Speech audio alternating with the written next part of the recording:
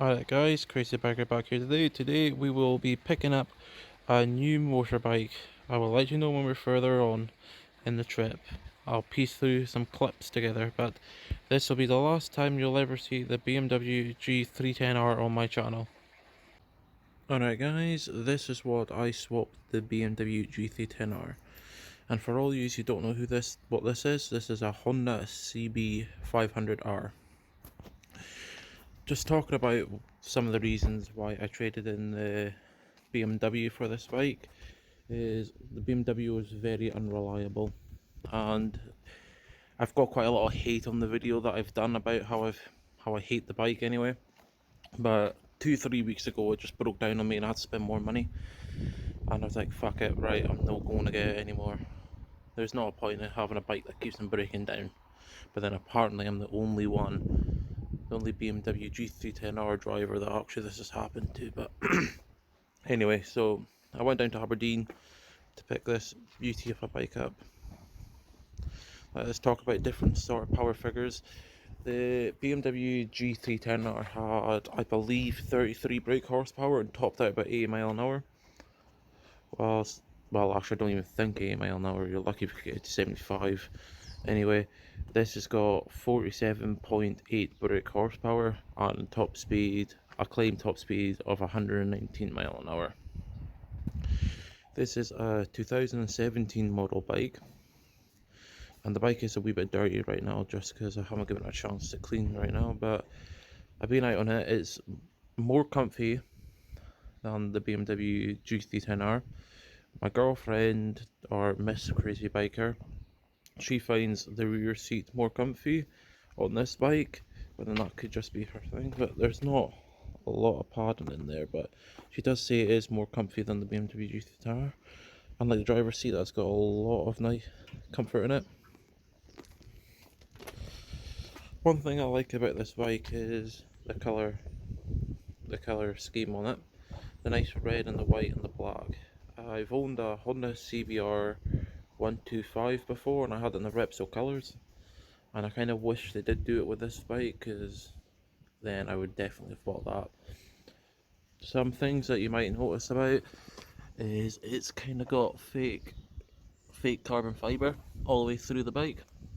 There's one bit, here's another bit, and there's some there next to the console and down here and all around there, which is actually, it's quite nice. I actually quite like it, even though it's not real carbon fibre. But for someone who just wants to just get out on the bike, there's another carbon fibre here. I don't know if you can see it on the camera. And let's talk about the front end of the bike. Over here. Correct me if I'm wrong, but myself, I actually think this looks like a Ducati V4 or kind of sort of like that. That's what I kind of look at it, but it's got an amazing styling compared to the Beamer. And what I say, I've always had Hondas since past my A2 category test. I had a Honda Rebel, then I had a Honda CBR 125, and then I traded it in for a Honda Rebel, which was more of a cruiser, and then that kind of was sort of thing. I didn't enjoy it that much, and then I traded the Honda Rebel in for the BMW G310R, which was a single thing, which at the time it was good, but then when I got all the problems, it started to piss me off in sort of a way, and then I had to just get rid of it because it just costed me way too much money to keep the BMW, which is sad, but anyway, that's the way it goes. But with this bike here, when I bought it, it got brand new front tyres, brand new rear tyres, which was another thing that kind of helped me towards it. And what else can I speak about the bike? Oh yes, let's speak about the engine. This engine here is, and if you recall how I said I had a Honda Rebel 500, it's the same engine that's in the Honda Rebel 500 that is in the CBR, but the Rebel is detuned to give more grunt rather than, or torque, whatever you want to say, at bottom end, while this is more like a high sort of rev sort of bike. My experience on it, I've been on it about probably 3 or 4 times, and I'm really enjoying it. It's much more economical than the Beamer. Is a lot more comfier for the taller person. Like, I'm 5'11" and or 5'10", 5'10", 5'11", and I find it more comfy on this bike than I did the BMW G310r, and that's just because personally the seating position, and it's a much bigger bike. This makes you feel like you could be on like a 600, even though it doesn't have the same power as a 600, but it has the same kind of big bike kind of sort of stuff with it. And another good thing is the buttons here. Just pull it up. Yes, it has Oxford heating grips. I never put that on. That was with the bike when I bought it. Everything's big, like easy enough to hit and easy enough to control. Everything's all clearly labeled, like that's your 4-ways, that's your start.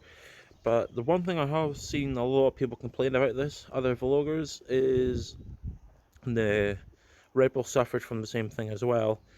Is normally your turn signals are up here, but they've actually swapped them back to like what they used to do in the olden days, like that. The horn, toot toot. But anyway, I'll start it up and let you guys hear.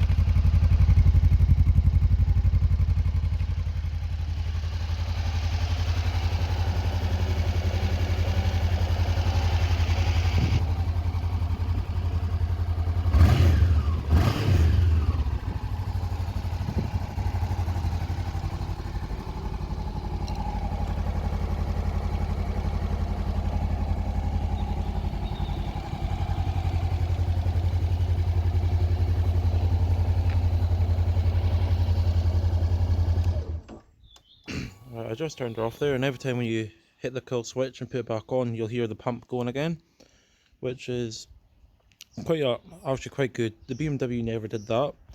Obviously, you got your service light that goes away once you start. Your ABS light goes away after you move off. I'll just show you the indicators. They've got one for each side, and you've got a nice ticking sound there to let you know. For each side, there we go. Then obviously you got your 4-ways here, and that just puts both of them on. There we go. A lot of people don't really like the fact that this bike is 6'9", brand spanking new, which I can see how some people think that's a lot of money, which it is for like a bike you're only going to keep for, well, if you live in the UK, you're going to keep it for about 2 years anyway, unless you're lucky enough to be old enough to sit the bigger bike test. But like in America, you could just buy this and then drive it about, and then just once you pass your test, go up to a bigger one, kind of sort of same thing. So I don't really know what else I could say about this bike, but if you're a beginner and you're looking for a good solid bike with good mileage and a good sized tank, I would recommend this. So please like and subscribe for more, and let me know what kind of content you guys want me to do. Okay, thank you. See ya.